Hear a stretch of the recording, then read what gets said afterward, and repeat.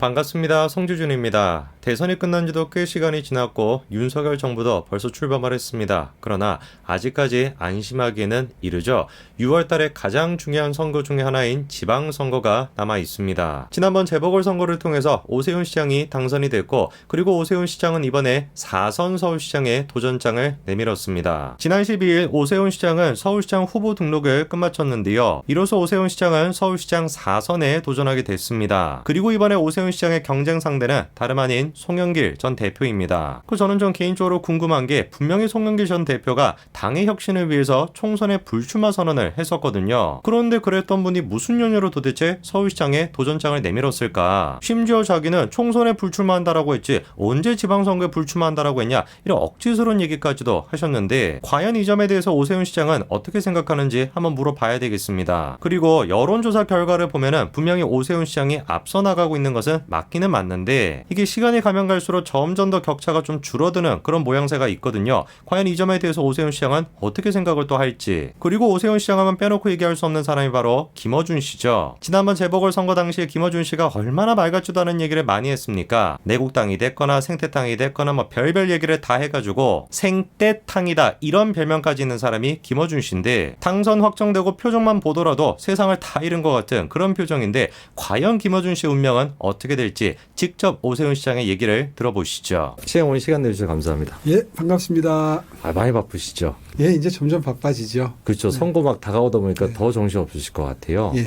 아무래도 이제 제가 오늘 인터뷰 준비하면서 어떤 질문부터 하면 좋을까 좀 고민을 많이 해봤는데, 많은 분들이 지난번 선거에서도 관심이 제일 있었던 게 생태탕 논란이었던 것 같아요. 그게 제일 재미있는 이슈였죠. 네. 그래서 그때 이제 한참 주인장 나오셔가지고 내가 오세훈 봤었다 이렇게 얘기했었는데, 그분은 좀 어떻게 만나보셨나요? 어떻게 됐나요? 볼 기회가 없었습니다. 제가 검찰 수사 받으면서 그 사람 대질신문 좀 꼭 해달라. 대질신문 하면 금방 드러납니다. 그런 거. 선자대면 하니까. 그렇죠. 직접 네. 봤는지 안 봤는지 끝까지 대질신문을 안 시켜주고 수사를 끝내더니 그냥 혐의 없다. 그러니까 뭐 아무것도 못 밝혀냈죠. 그 상식적으로 맞지 않아요. 수사하는 검사가 밝히려는 의지가 있으면 대질신문 시켜놓고 서로 싸우게 하면서 표정을 살피고 하면서 수사를 하거든요. 근데 계속해서 몇 번 요구해도 대질신문 안 해주는 걸로 봐서는 뭐 검사도 그냥 뭐 그런 얘기였다 그냥 생각을 했나 보네요. 의심을 했겠죠. 네. 그 사람 말이 워낙 왔다 갔다 했었으니까요. 오히려 시장님께서는 만나고 싶다고 계속 얘기를 했는데 결국에는 성사가 안 됐던 거네요. 그리고 이제 그 얘기를 가지고 주인의 얘기만 마치마 진실인 것처럼 계속 보도를 했던 사람이 아무래도 김어준 씨인데, 저희가 또 김어준 씨 얘기를 안 할 수가 없잖아요.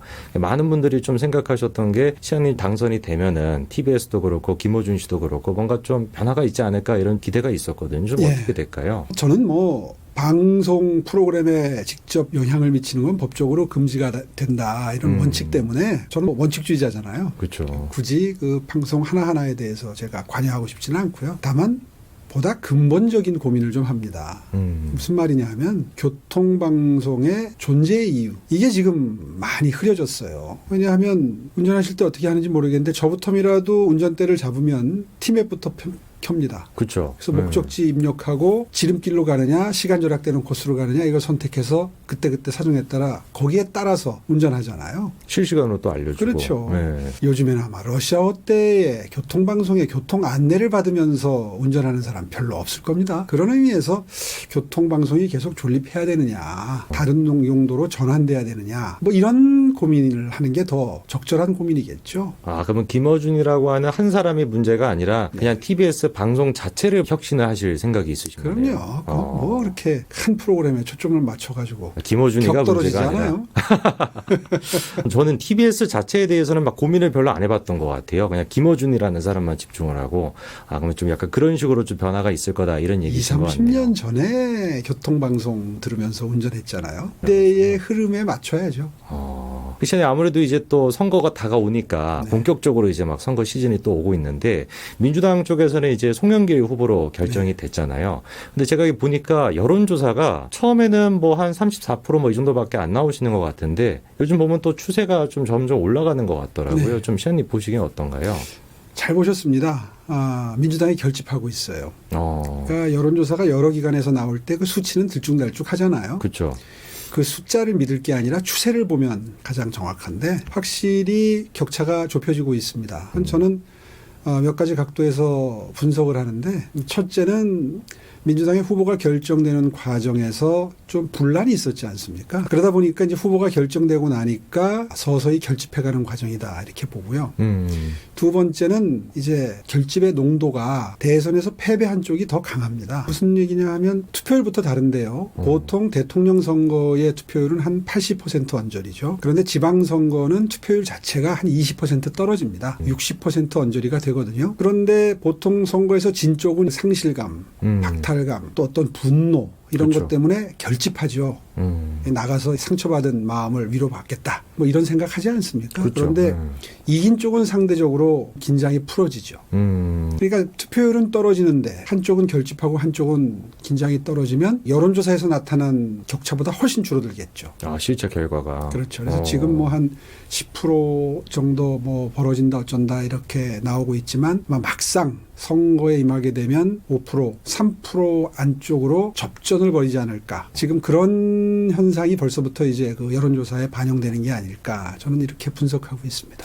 아, 그러면 일각에서는 야, 이거 어차피 선거 뭐 그냥 이긴 선거네 이렇게 생각하시는 분들도 많은데 이게 쉽게 볼 선거가 아니네요. 절대 그렇게 생각하면 안 되는 것이요. 제가 지난 1년 동안 많은 그 변화를 추구했는데 그중에서도 기억하실 겁니다. 서울시 바로 세우기라고 해서 시민단체를 표방하고는 있지만 저희들 입장에서 보면 서울시의 관변단체였죠. 관변단체. 서울시 예산을 갖다가 쓰는. 그래서 구청이나 산하단체가 할 수 있는 일도 그런 시민단체를 급조해서 그 조직을 이용을 해서 서울시 예산을 보조금 형태나 위탁사업 형태로 많이 갖다 썼단 말이에요. 그분들이 얼마나 박탈감 또 분노 이런 생각을 가지고 있겠어요.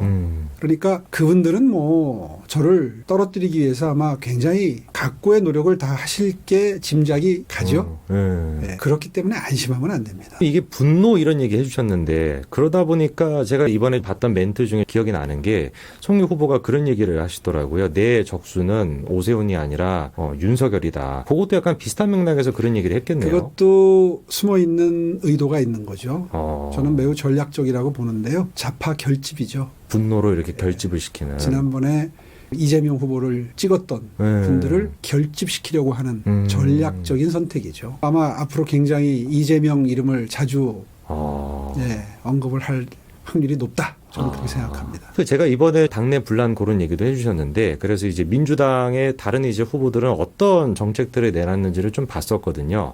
근데 이제 정책 수나 이런 걸 따져보면은 송영길 후보 같은 경우는 눈에 띄는 게 별로 없더라고요. 네. 그냥 딱 눈에 띄는 거는 뭐 유엔 제5본부인가 그거를 뭐 서울에다가 유치시켰다 이런 얘기를 하셨는데 이 현실적으로 가능한 건가요?